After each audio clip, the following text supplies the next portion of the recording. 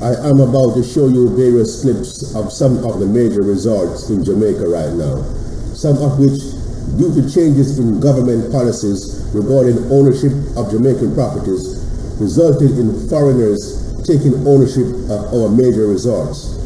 This shift in ownership patterns has contributed to economic growth, but also to labor tensions, as seen in recent weeks.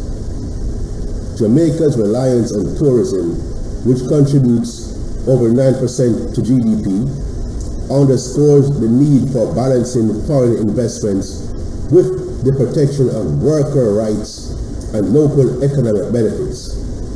Jamaica's tourism sector has recently faced disruptions due to strikes at major resorts such as Secrets and Breathless in Montego Bay, Royalton Resort, the Cameron Ramada, and Abara Star Rose Hall, where employees protested over low wages, poor working conditions, and the lack of job security tied to contract work.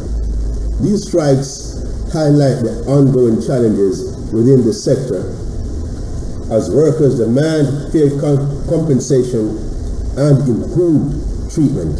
The Jamaica Confederation of Trade Unions has called for the establishment of a joint industrial council to address these issues systematically.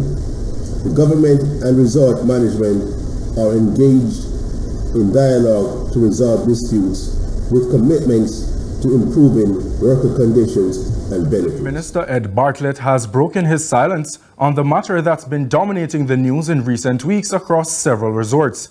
Bartlett says the wave of protests will be addressed in a multi-stakeholder way. Here's Nika Lewis. This was the minister upon his return to the island on Sunday after a trip to South America to finalize more deals for Jamaica's air connectivity ahead of the festive season. Return from a strong marketing activity in the South American area that will enable some new flights to arrive in Jamaica. It brings today's particular inauguration in a special place in terms of the air connectivity for our tourism sector, and particularly for the winter season. We are really very excited about the prospects of the connection that now is obtaining with Jamaica and the rest of the world. But while he was away, there proved to be several rounds of protests and developments concerning labor disputes between hotel workers and their management. Coming back, of course, there are issues that I have recognized, and today we have a strong engagement with the entire ownership structure of the tourism sector, and tomorrow we also continue that discussion. I wanted all our workers to appreciate that every effort is being made to resolve the issues that may be engaging them at this time.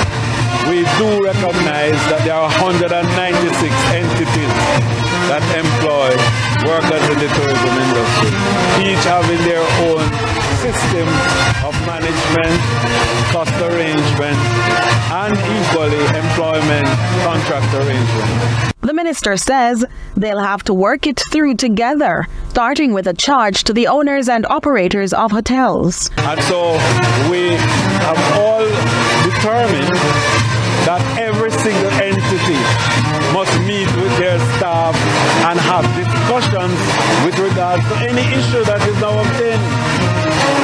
And so we urge that that happens, and also that we bring a level of normalcy back to our operation, but more importantly that we recognize that solutions are not had when we are poles apart.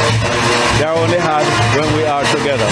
And so we urge all our workers to recognize I will be out there with you all during the next weeks and so to make sure that the commitment that we are getting from our employers to have these consultations are met, and that the solutions are found. The protests have spread across several properties and parishes, with workers demanding monies allegedly owed in some instances from profit-sharing deals, in addition to fair working conditions. Unrest is boiling over Jamaica's tourism sector as workers at Iberostar in Montego Bay walked off the job today. Critics are slamming the government for its failure to act as tensions threaten the country's top-earning sector. Here's more. Jamaica's tourism industry is facing rising unrest as workers at Iberostar in Montego Bay stayed off the job on Friday. The workers' demands echo long-standing grievances, threatening the stability of the country's flagship sector. I've been at Iberostar almost 2.5 years, and my gratuity never reached 20,000 dollars. We are looking for 50% raise. We need raise because we're working so hard. Yes, we want to go the extra mile, but it shouldn't be so hard. People from other countries coming in our country come and work, and they're getting paid better than us. We need somebody to stand up for us, and we having a union coming to represent us because this cannot work. This cannot go on. Opposition Senator Denise Allen is slamming the government for failing to prevent what she sees as chaos in the tourism sector as workers went on strike at Iberostar this morning.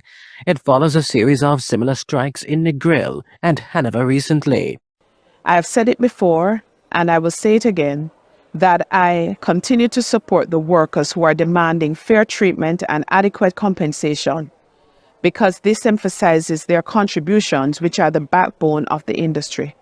But at the same time, I acknowledge that there are challenges faced by investors who have been grappling with a series of disruptions all this year, including travel advisories, severe water shortages in Negril, rising inflation, and the aftermath of Hurricane Beryl. Allen is criticizing Tourism Minister Ed Bartlett for perceived inaction, accusing him of neglecting the sector's needs and risking Jamaica's global reputation ahead of the critical winter tourist season. It is clear that if Minister Bartlett had been more attentive to the needs of both workers and investors and acted swiftly to mitigate these issues, the sector would not be in such turmoil as we approach the winter tourist season. I'm therefore calling for calm and constructive dialogue among all stakeholders, I urge the government to engage with the opposition in crafting an effective long-term solution. Tourism workers in Jamaica are growing impatient, with recent protests bringing the issues to light. On October 21, over 200 Royalton Montego Bay employees protested poor pay, overwork, and bad conditions.